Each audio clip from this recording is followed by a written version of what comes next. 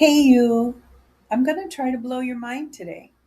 Like, genuinely, lovingly take everything you think you know about time and lives and the soul and just tip it sideways.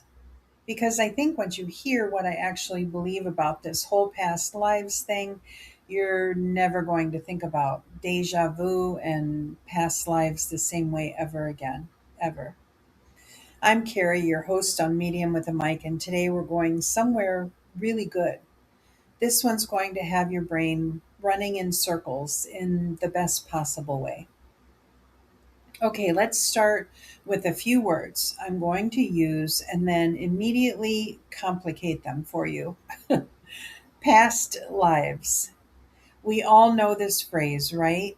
Most people picture it like a long hallway of rooms. You live one life, you die, you come back, you live another, you die, you come back again, stretching all the way back to ancient Egypt or whatever, like a dramatic, very long resume.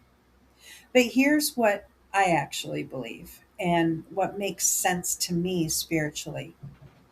Your past lives aren't past, they're right now.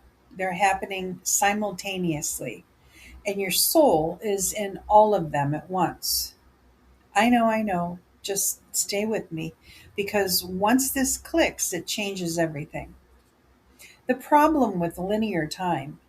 So, talk about time for just a minute because here's the thing linear time, the idea that there's a yesterday and a today and a tomorrow, that's a human invention. That's something our brains need to function in a physical body on a physical planet. We need cause and effect. We need sequence. We need to know that breakfast comes before lunch or we'd completely fall apart. But that is not how it works on the other side. On the other side, there is just now, an eternal, expansive, all encompassing now. The soul, your grandmother was at 8 years old and the soul she was at 80 are not separate things happening in sequence. They're layered, they're simultaneous. The moment of her birth and the moment of her death exist at the same time in the same space because time, as we understand it, does not apply. This isn't just spiritual intuition, by the way. Physics has been quietly pointing to this for hundreds of years. Einstein's block universe theory suggests that past, present, and future all exist simultaneously as one four-dimensional structure. Time doesn't flow, we just perceive it that way because we're moving through it. The physicist Carlo Rovelli writes about how, at the quantum level, the equations of physics actually work the same in both directions. There's no fundamental arrow of time built into the universe's operating system. We added that. Now, I'm not a physicist, and you probably didn't come here for a physics lecture, but isn't it something when the science starts to rhyme with the spiritual? When the people studying the hard edges of reality start saying, well, time might not be what we think it is at all. So when I say your past lives are happening right now, I'm not being poetic. I mean it literally. From the soul's perspective, outside of human linear time, all of your lives are concurrent, running parallel, happening on different strata. Okay, so let's get into the structure of this because I love this part. I think of the different lives your soul is living as being on different strata, like layers of rock in the earth, the rings in a tree, or like channels on a TV. Each one is complete. Each one has its own timeline, its own era, its own circumstances. One might be happening in what we'd call ancient China. One might be happening in the 1800s in rural Ireland. One might be happening in what we'd call the future. They're all going at the same time on their own strata. And here's where it gets wild. These strata can actually traverse each other. They can intersect. It's rare, but it happens. And when it does, when two of your concurrent lives brush up against each other, that might be what's happening when you meet someone and feel that inexplicable, immediate, bone deep recognition, that sense of, I know you. I have always known you. Where have you been? But here's the thing I really want you to sit with. You can actually meet yourself in another life, a different concurrent version of you living on a different stratum, and you probably wouldn't know it because you wouldn't look the same. You might be a different gender, a different race, born in a different century. The soul frequency would be similar in some way you couldn't name, but you wouldn't look in the mirror and see yourself. You can even consciously visit another life as well as access your Akashic records. So, how many times have you met someone and just felt something, a resonance you couldn't explain, a comfort that didn't make logical sense? I'm not saying every one of those experiences is you meeting yourself, because, like I said, it's very rare. But I think some of them might be. That's a lot to carry around, isn't it? Now, why are all these lives happening? What's the point of all this complexity? Let me tell you what I believe, because it's taken years for me to get to this understanding. I believe that each of us in this human body right now is a spark. We are all a small piece of light that broke off from something much larger, our higher self. Think of your higher self as the full flame, the source of consciousness, the total soul. And we are one spark that, in each life, one spark, that flame sent out into a human life to go have an experience. But here's what I think is so extraordinary about this: your higher self didn't just send one spark, it sent many all at once into different bodies, different eras, different circumstances. And all of those sparks are working on the same question. Not the same answer, the same question. So think about that. Your higher self has a question it needs to understand completely from every possible angle. What does it feel like to love and lose? What is the nature of power? What does it mean to survive?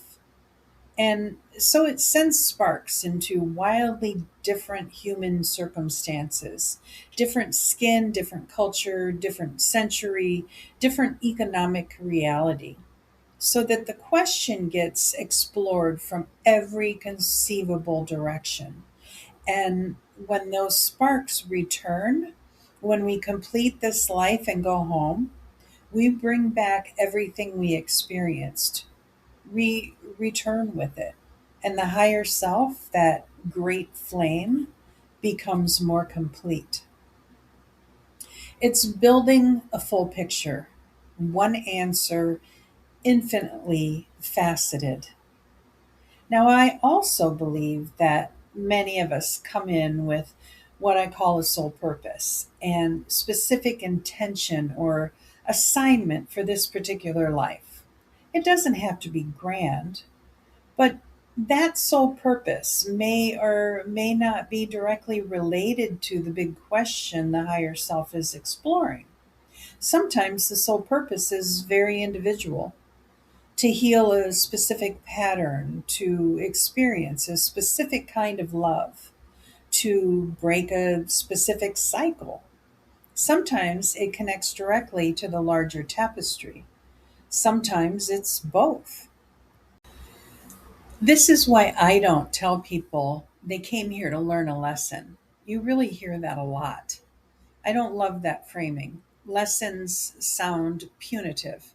You didn't do anything wrong that requires correcting.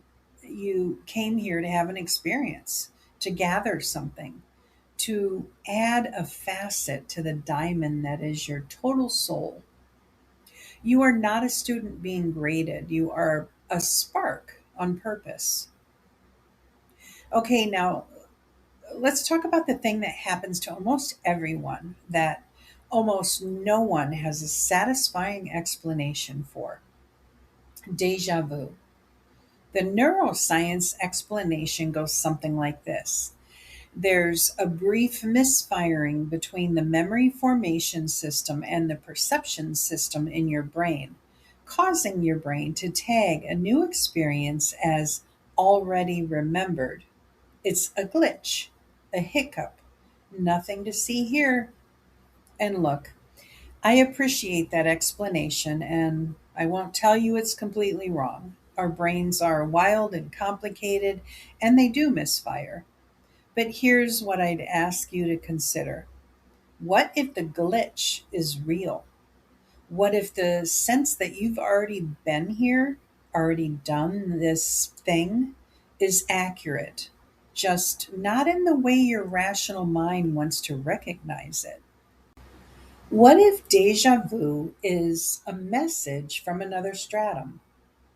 I believe that what we experience as deja vu is exactly that, a bleed through, a moment where the membrane between concurrent lives becomes thin enough that something passes through, a snippet, a flash, like picking up someone else's conversation on a radio frequency, except the someone else is also you. Sometimes I think deja vu is showing you something that already happened in another life running on a different timeline. You've been in this moment before, just in a different body, a different century, different wallpaper. Sometimes I think it's something that is going to happen or is destined to, and the awareness of it is reaching backwards across the strata to tap you on the shoulder. And sometimes, and this is the one that really gets me, I think it's confirmation, a little signal from the universe that says, yes, this is right. You are exactly where you're supposed to be. This moment is written. You're on path. So pay attention to where you are and what you're doing when deja vu hits, because I genuinely believe that it's not random. There's something in that moment that your larger soul wants you to notice. So, what do we do with all of this? I think the first thing and the most liberating thing is to release the story that you're on a single track, that this life is your one shot or one chance, your one opportunity to get it right or get it wrong. That pressure, you can put it down. You are not one fragile spark doing a high wire act alone. You are one facet of an enormous, multidimensional soul that is gathering experience from 100 different angles. This life matters. This experience matters. And also, you are held in something so much larger than this one lifetime. The second thing I'd invite you to do is start paying different kinds of attention. Notice the people who feel immediately familiar. Notice your reoccurring themes, not as burdens, but as questions your soul keeps returning to. Notice your deja vu moments and ask, what is happening right now? What is being confirmed? And the third thing, the one that I come back to again and again, is this: there is only now, not just for the universe, for you too. The present moment is where you're spark is fully lit, whatever other lives your higher self is running, wherever other strata are operating right alongside this one, the only place you can actually be is here, in this body, in this moment. Live in this moment always. That's not a limitation. That's the whole point. You came here to be fully, completely, 100% in this human experience. And that means the most sacred thing you can do is exactly what you're doing right now, living it. Hey, thank you so much for spending this time with me today. I mean it.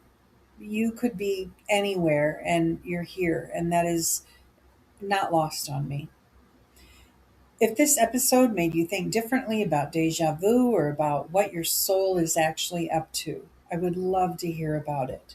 So many people get confused about deja vu and about past lives and the theory that time doesn't exist. It doesn't seem to fit, so I hope this cleared it up a little bit. You can drop a comment, feedback, suggestions for future podcast topics. Just send me a message. Come find me at the Sacred Transitions community on Facebook. I read everything. And if you'd like to go deeper to explore your own soul's path, what your concurrent lives might be showing you, what your higher self might be working towards, I do personal readings, counseling sessions, and so much more. Please share this podcast. Leave a comment.